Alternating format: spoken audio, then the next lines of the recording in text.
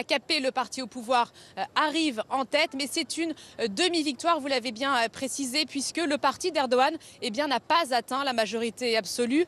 Ces fameux 2 tiers qui auraient permis à Recep Tayyip Erdogan d'instaurer, de mettre en place sa mesure phare, qui était la mise en place d'un régime présidentiel. Impossible désormais donc pour Erdogan de toucher à la Constitution. Les Turcs ne l'ont pas suivi dans son rêve présidentiel. Autre nouveauté, vous l'avez évoqué, il faut en parler quand même ce soir, c'est le HDP, le parti d'opposition pro-kurde qui fait sa rentrée, son entrée au Parlement avec 75 parlementaires qui vont rentrer donc au Parlement turc. C'est historique, c'est un des grands bouleversements sur la scène politique turque. Alors dans les heures, dans les jours qui viennent, il va falloir que certains partis trouvent un terrain d'entente pour former un nouveau gouvernement. Difficile de faire des pronostics pour le moment, puisqu'évidemment, pendant la campagne, tous les partis ont promis qu'ils ne feraient pas d'alliance avec l'AKP.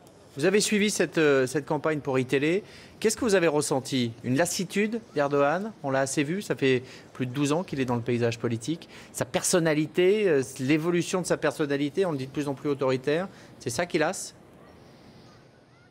Alors c'est assez difficile de répondre à cette question, puisqu'il faut quand même rappeler qu'il y a un an, Recep Tayyip Erdogan était élu président de la République haut la main au premier tour, aux yeux des Turcs mais aussi aux yeux du monde entier. Il incarnait jusqu'à récemment une sorte d'islam modéré allié à un fort dynamisme économique. Aujourd'hui évidemment, un an plus tard, c'est un revers, celui qui rêvait d'un régime présidentiel. Alors certains analystes, certains spécialistes de la politique parlent notamment d'un contexte économique difficile pour Erdogan. Après 10 années d'une croissance folle, il y a actuellement un certain ralentissement économique. Ça pourrait être un début d'explication. Il y a également un ras-le-bol de la corruption qui, selon certains Turcs, s'est généralisée autour de l'AKP, autour du pouvoir. Et puis, ce que reprochent beaucoup de ses détracteurs, il accuse de mégalomanie en critiquant notamment ses projets pharaoniques. Et l'exemple le plus criant, c'est la construction